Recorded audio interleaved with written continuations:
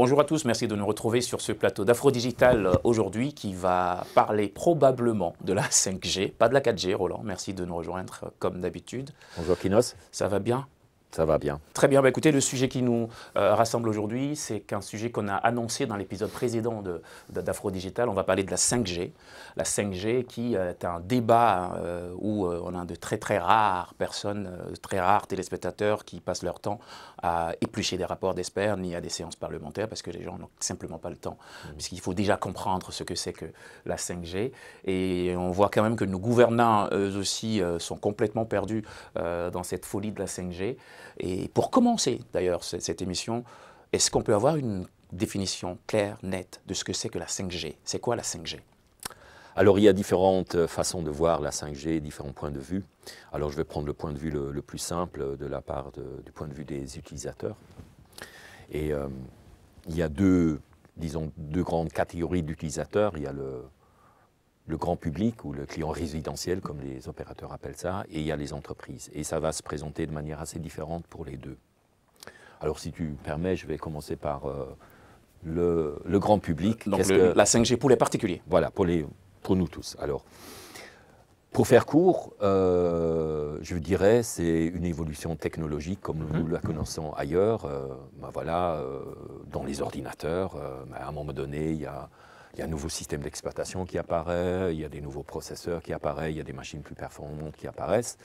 Et donc, quelqu'un qui achète un nouvel ordinateur, mais évidemment, il va acheter la dernière génération du matériel. Et c'est un peu, la 5G est un peu dans cette évolution technologique continue que nous avons dans plein de domaines de notre vie. Donc aujourd'hui, la 5G est, voilà, comme le nom le dit, le successeur de la 4G. Alors qu'est-ce que ça va apporter au grand public? Mais voilà, une meilleure performance, comme un nouvel ordinateur, mais il a un processeur plus performant, il a plus de mémoire, voilà. Donc on va dire un peu comme on a eu avec la 4G, donc voilà, un peu plus performante que la 3G. Voilà, donc qu'est-ce que ça apporte? Évidemment, plus de débit, parce que ça c'est un peu, disons, la métrique phare des réseaux mobiles, c'est le débit. Et donc la 5G, clairement, apporte un plus par rapport au débit que la 4G nous apportait. Alors là où donc, on peut dire, voilà, il y a une évolution naturelle qui se fait. D'ailleurs, on le voit sur les premiers abonnements qui apparaissent ça et là. Les opérateurs ne font pas nécessairement plus d'argent avec ça, donc c'est clairement une technologie de relève. Donc aujourd'hui, si vous achetez un nouveau téléphone parce que votre téléphone est vieux, il est cassé, voilà, dans les marchés où la 5G est disponible, les gens vont regarder, voilà, est-ce que ça vaut la peine d'acheter un appareil 5G ou est-ce que je vais rester avec la 4G? Mais au niveau des services, aujourd'hui, il n'y a pas grand-chose qui justifie la 5G. En tout cas pour les particuliers. Pour les particuliers. Je veux dire, la 4G un peu a bénéficié de l'avènement des réseaux sociaux. C'est ça qui a vraiment tiré la 4G. De regarder des longues vidéos sur son mobile. Oui, le Facebook, voilà, tous les réseaux sociaux que les gens consultent à longueur de journée quand ils sont dans les un peu vadrouilles, c'est ça qui a tiré un peu la 4G. Mais lorsque la 4G est apparue, on ne savait pas que c'est ça qui va aller se passer. Donc la 5G est un peu dans cette même situation. C'est une technologie qui succède. Maintenant, les applications pour les résidentiels, on n'en a pas beaucoup. On parle un peu du gaming, parce que la 5G a aussi permet un temps de réactivité plus court. Maintenant, honnêtement, moi, les gamers sérieux que je connais, ils ne jouent pas sur un téléphone ou sur un truc mobile. Ils ont une pièce dédiée dans leur maison avec du matériel et ils sont sur un réseau fixe.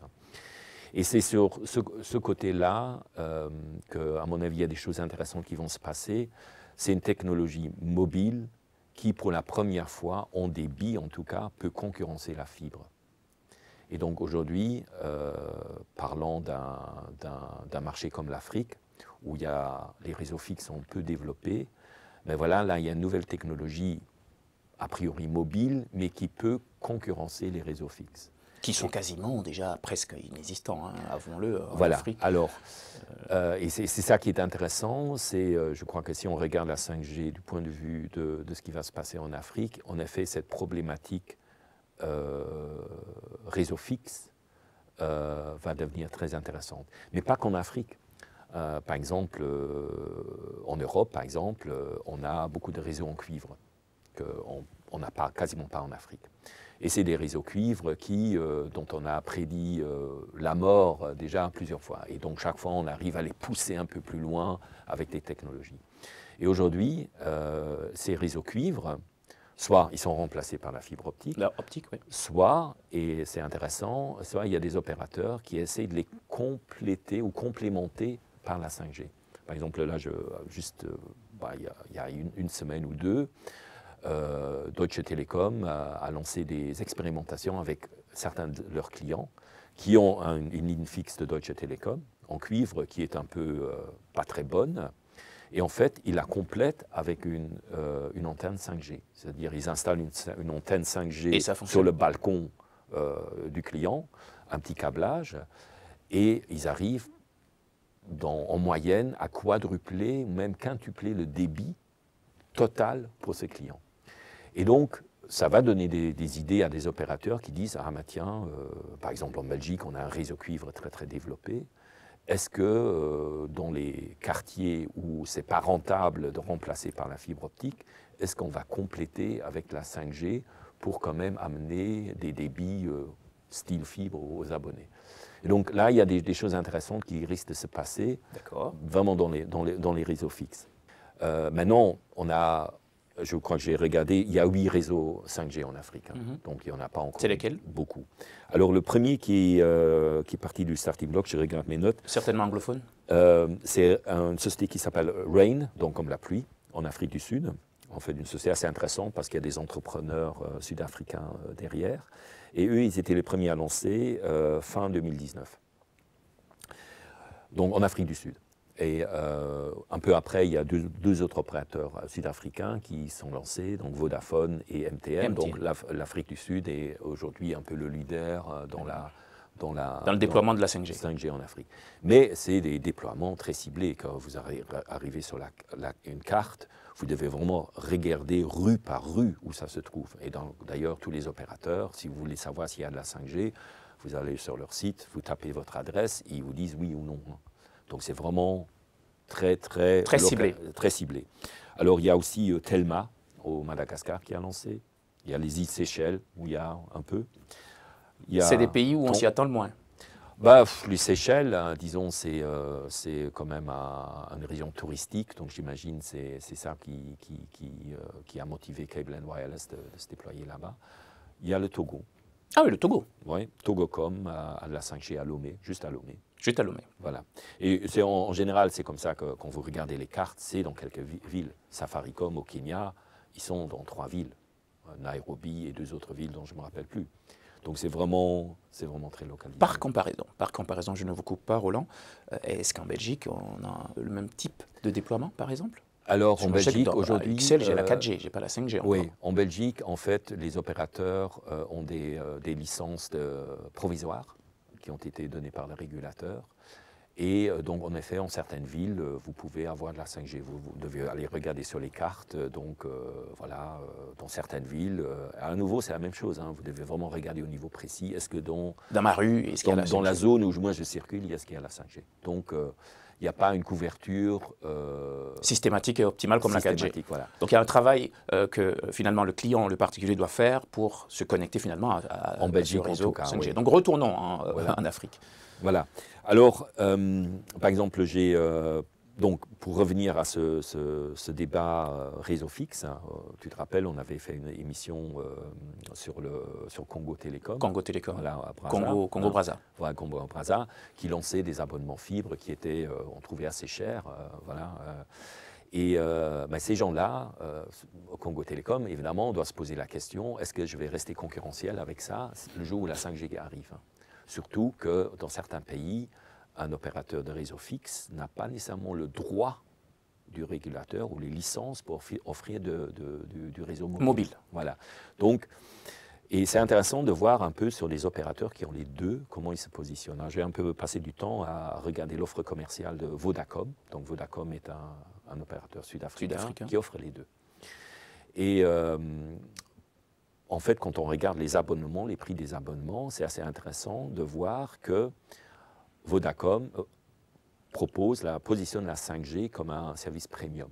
C'est-à-dire les abonnements, c'est un peu plus cher et plus performant aussi que la fibre. Alors qu'au niveau raison technique, il n'y a aucune raison technique pour dire que la fibre est moins performante. Mais ils brident leur offre fibre, qu'ils proposent souvent en partenariat avec d'autres opérateurs, parce que Vodacom n'a pas vraiment de réseau fibre important propre. Donc il achète un réseau chez l'autre et met ses services au-dessus. Et aujourd'hui, il bride son offre fibre pour rendre sa 5G intéressante. Et ça se voit aussi au niveau des prix. J'ai un peu noté les prix. Aujourd'hui, voilà, les contrats 5G de Vodacom, c'est entre 900 et 1500 rand par mois. Ce qui fait plus ou moins... 1000 rand, c'est 55 euros. Donc, ce n'est pas un bon marché. Non. Dans un pays où le pouvoir d'achat n'est pas quand même... Bon, voilà, vous allez dans certains quartiers de Johannesburg ou de Pretoria, voilà, c'est des quartiers assez huppés. Il y a aussi une classe moyenne importante en Afrique du Sud. Et quand vous regardez les abonnements fibres, mais ils sont légèrement en dessous, ils sont, disons, allez, 20% en dessous en termes de prix, avec des performances moindres. Donc Vodacom joue ce jeu-là. Vous allez chez un autre opérateur en Afrique du Sud, qui dit, moi, nous, c'est la fibre, mais vous allez avoir des deals beaucoup plus intéressants chez ces opérateurs-là, juste en réseau fixe. Donc, je dirais, pour le client résidentiel, aujourd'hui, en Afrique, c'est là-dessus que ça va se jouer. Ça va se jouer sur le réseau fixe. Le réseau mobile, honnêtement, les 5 ans qui vont venir, ça va être disons les années de la 4G en Afrique. Mais pourtant aujourd'hui, en tout cas sur le continent africain, on sent une connectivité beaucoup plus mobile, hein, que 65 à 70% des Africains sont connectés sur leur GSM. Absolument. Et d'ailleurs, tout se fait par GSM aujourd'hui, quasiment. Hein. On va dans un restaurant, on peut acheter son plat, on peut payer ses repas via GSM, on peut aller donner de l'argent dans un magasin, dans un supermarché par GSM, on peut même envoyer de l'argent à ses proches par GSM. Donc finalement, comment ça va se faire alors? Mais je veux dire, toutes ces applications-là n'ont pas besoin de 5G. Donc, et en fait, quand on regarde maintenant les projections de l'association GSM, qui est un peu l'association industrielle sur ce qui va se passer dans les 4 années à venir. Je regarde mes chiffres, ils prévoient qu'en 2025, 3% du marché mobile en Afrique sera 5G. Juste 3%. 3% en 2025. 2025. Alors si on voit un peu au-delà de 2025, 2026, 2027, on a des chiffres d'Ericsson qui fait un rapport tous les 6 mois assez complet. Et là, on a l'impression qu'il y a une espèce de doublement qui va se faire tous les ans. Donc ça risque de monter vite. Mais en 2025, 3%. Et qu'est-ce qui va se passer d'ici à 2025? En fait, la 2G en Afrique, qui est encore assez présente, va diminuer de moitié. La 3G, elle va rester plus ou moins stable.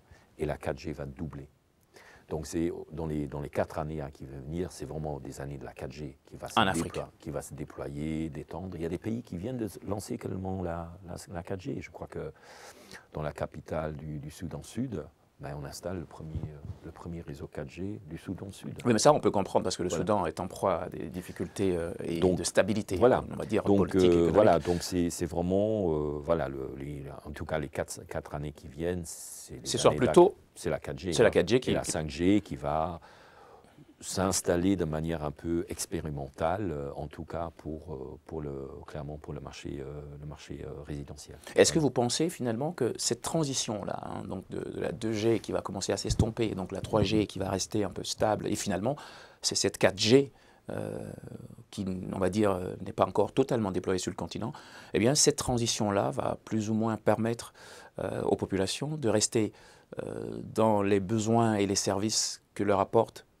cette 4G aujourd'hui qui est en train d'être déployée, où vous pensez qu'il y aura plus de services? Est-ce qu'il y aura plus de demandes sur le continent, ou il y aura moins, d'autant que la fibre est en train de pouvoir concurrencer? Je dirais qu'il y a une pénétration croissante qui va se faire, qui ne sont pas nécessairement liées à ces débats technologiques 4G, 5G. Il y a des problèmes de terminaux.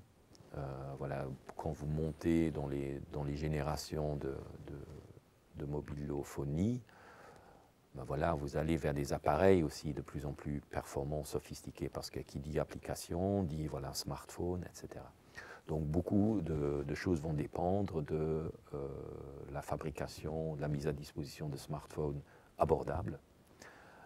Par exemple, pour prendre qu'un exemple, si vous allez sur le site de Telma au Madagascar, le premier smartphone 5G, il est quand même à 900 €. Je crois qu'il n'y a pas beaucoup de gens en Afrique qui peuvent facilement se payer un smartphone à 900 €. Donc, même si on voit dans les smartphones un glissement un peu un glissement du marché vers des produits un peu plus chers, ça reste quand même un marché qui est difficile pour les fabricants. Donc, il y a des fabricants qui se concentrent sur le marché africain.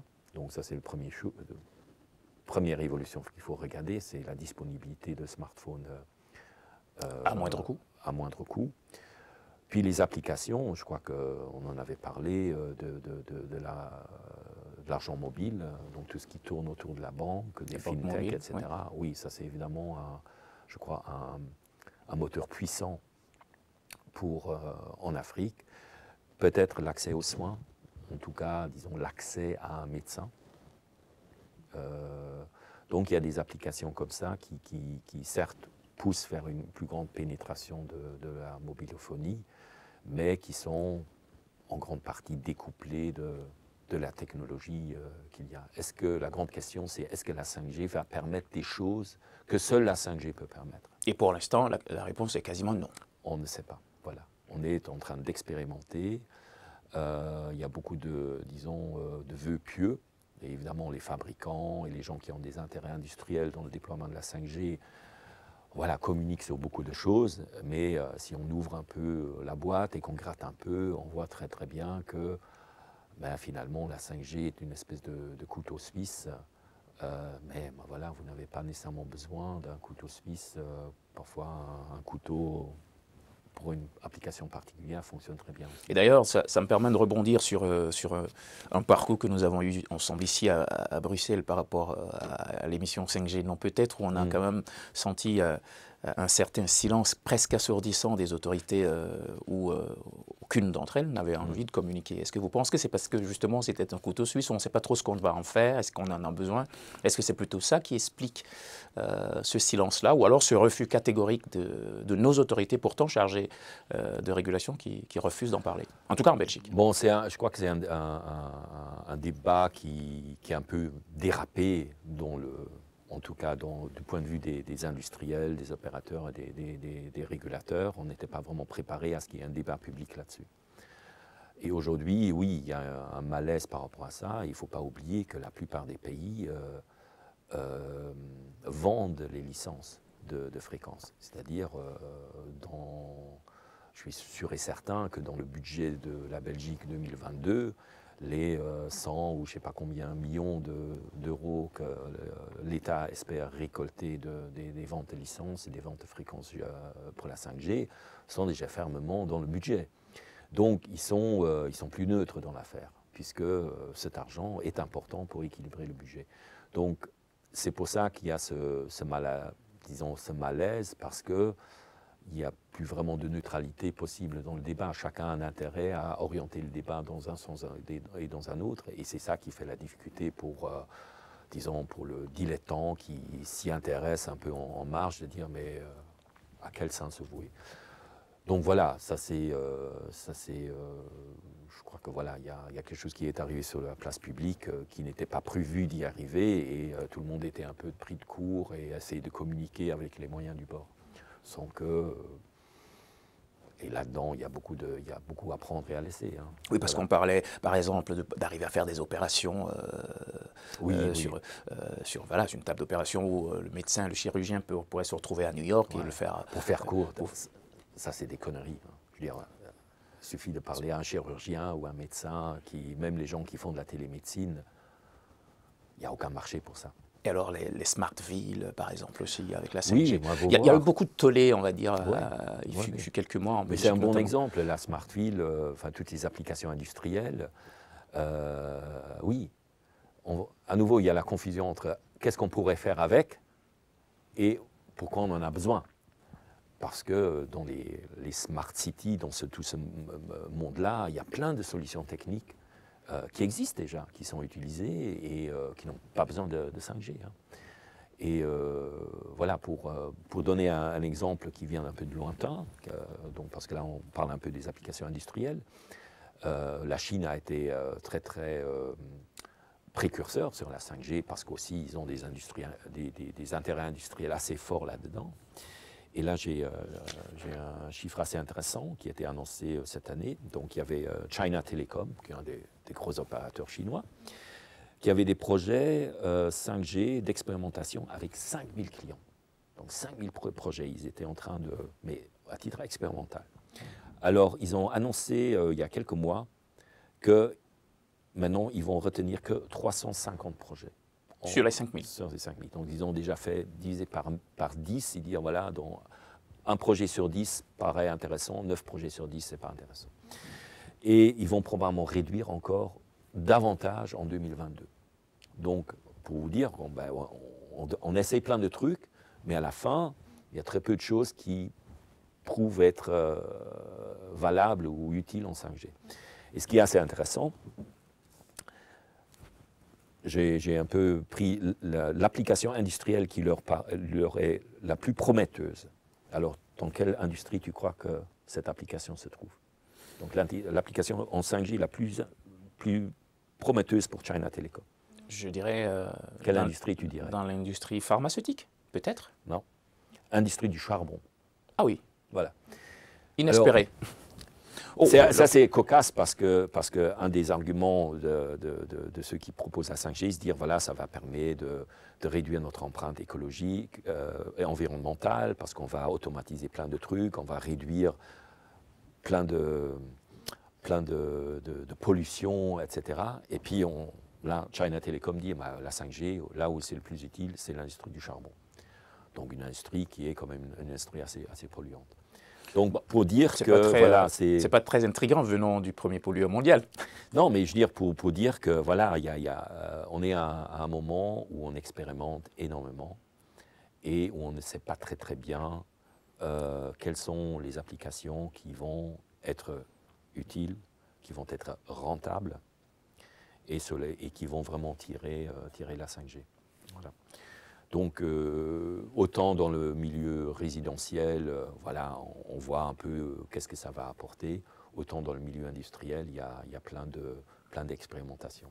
Une autre expérimentation qui est assez intéressante, qui montre bien l'utilité de la 5G, c'est quelque chose que Lufthansa a fait.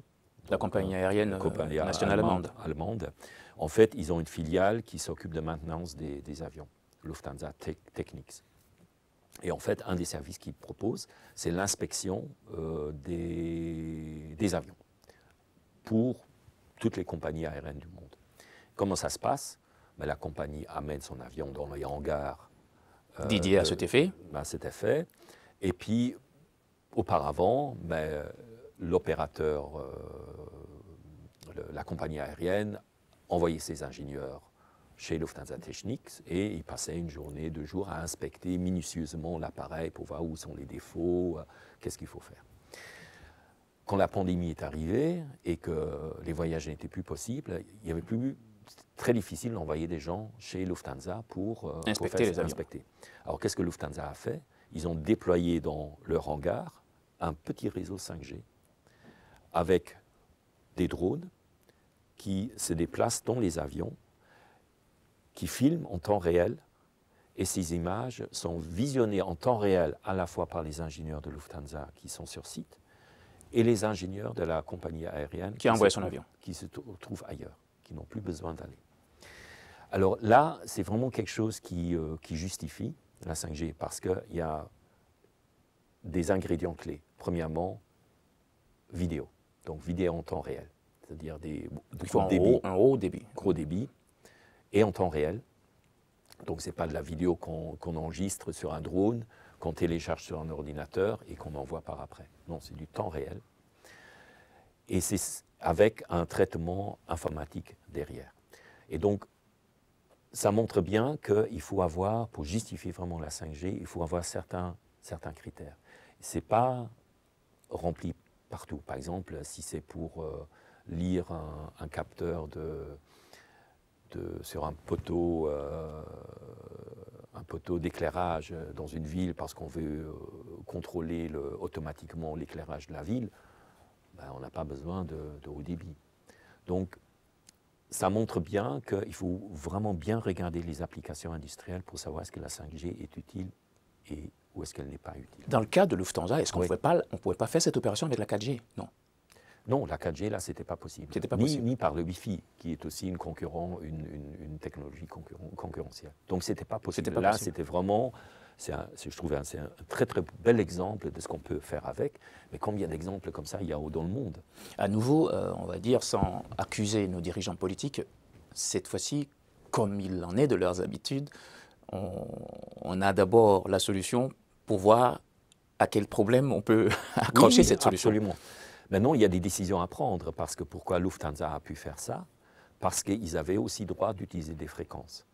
Parce que, comme on a parlé des ventes aux enchères, des licences qui vont venir en Belgique en 2022, je crois qu'en Belgique, par exemple, une entreprise privée ne pourra pas se porter acquéreur de fréquences.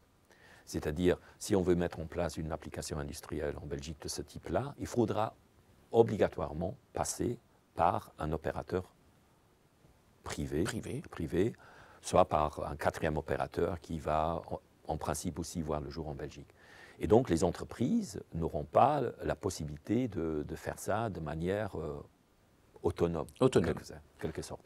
Et donc ça, c'est des choix politiques qui se prennent au niveau d'un pays, parce que l'Allemagne a décidé, non, on va garder, comme on a une grosse industrie, qu'on a beaucoup d'usines, qu'on a du lobbying assez puissant aussi. Et puis c'est une compagnie d'État aussi. Oui, mais je veux dire, même BMW, tous les constructeurs automobiles, oui, ils ont fait un forcing pour que l'État mette à disposition de l'industrie des fréquences avec lesquelles ils peuvent expérimenter pour la 5G. Certains pays ne vont pas faire ça.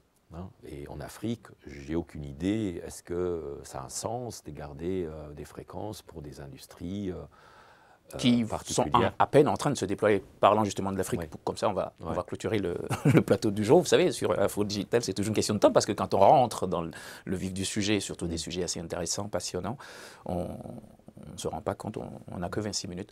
Parlant d'Afrique, donc, à vous entendre durant toutes vos explications, j'ai comme impression que, pour l'instant en tout cas, l'Afrique n'a pas besoin de 5G.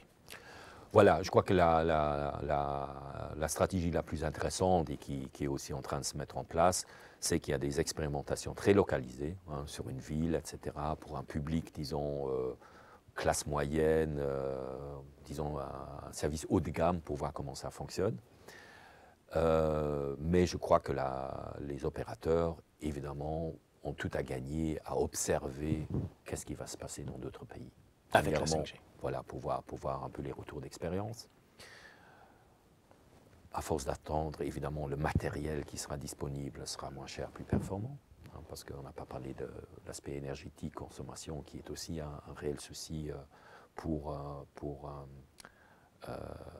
ces nouveaux réseaux, compte tenu de la consommation qu'ils vont générer. Évidemment, l'engouement pour la 5G va faire que probablement le prix des équipements, des infrastructures 4G va diminuer. Et comme la 4G, c'est ce qui va être le gros du déploiement. D'ici les 5 prochaines années, voilà, en Afrique. On a tout intérêt à temporiser un peu et regarder qu'est-ce qui va se passer. Je ne crois pas que ce soit le souci principal de la transition ou de l'évolution numérique en Afrique. Alors Roland, quand on parle aujourd'hui du 5G, n'oublions pas qu'on parle aussi de pollution. Et aujourd'hui, tout ce que nous faisons, on doit faire attention à l'empreinte écologique. Qui dit 5G dit une évolution, dit une nouvelle façon de déployer du matériel, donc dit aussi plus de matériel, plus d'investissement. Est-ce que c'est écologique ? Alors, certes, quand on renouvelle du matériel, hein, mais ce n'est pas limité au téléphone, aux ordinateurs, etc. Oui, on consomme des nouveaux matières premières, des nouveaux minerais, etc. Et donc, il y a tout cet aspect-là de la consommation qui est posé par la 5G, parce qu'il y a un renouvellement de matériel qui doit se faire.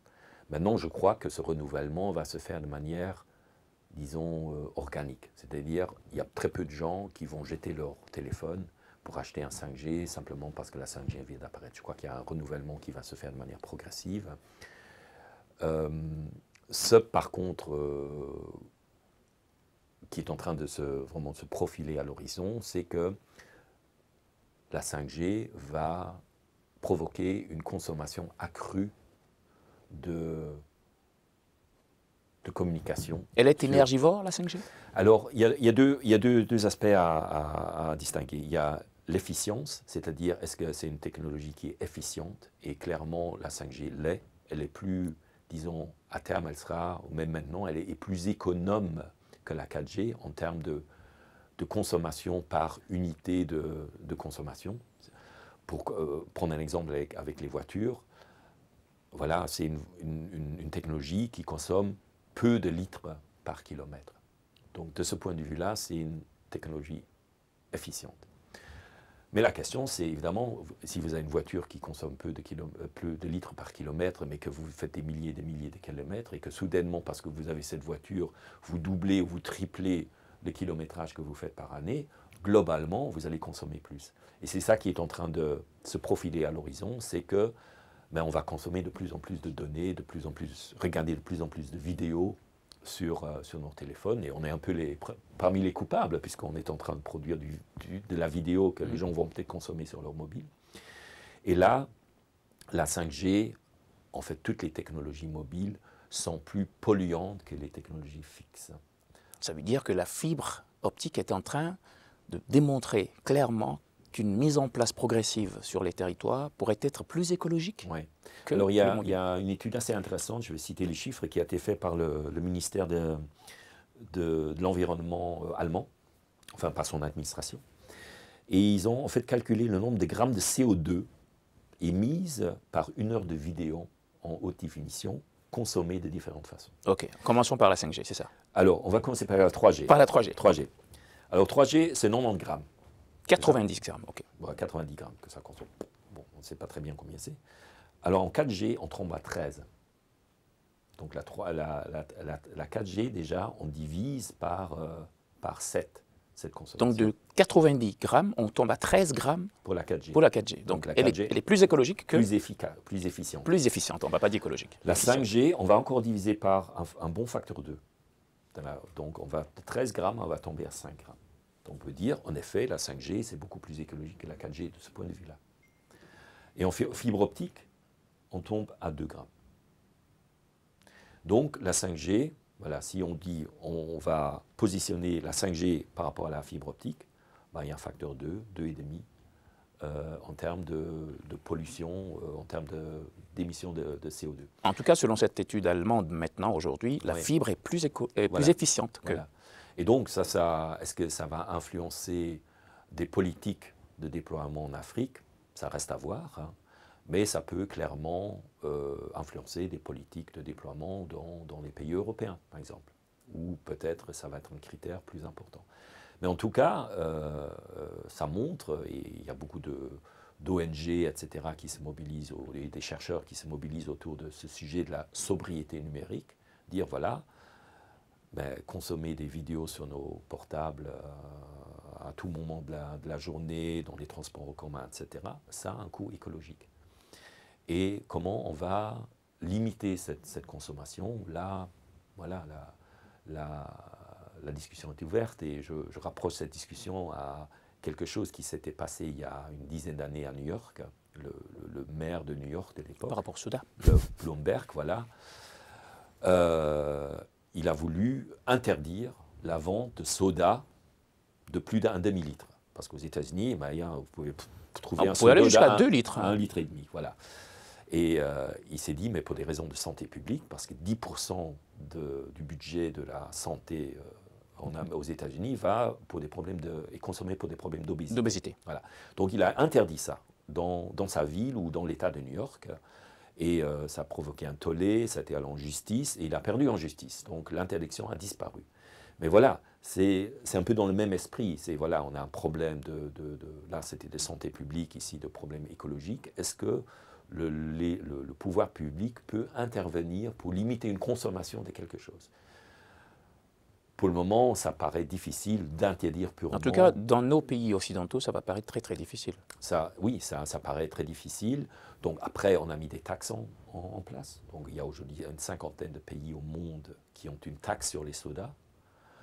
Mais les études qu'on a faites, est-ce que ça vraiment limite la consommation? Les études que moi j'ai un peu regardées, c'est pas clair. Est-ce que ça a vraiment eu un impact sur la limitation de la consommation?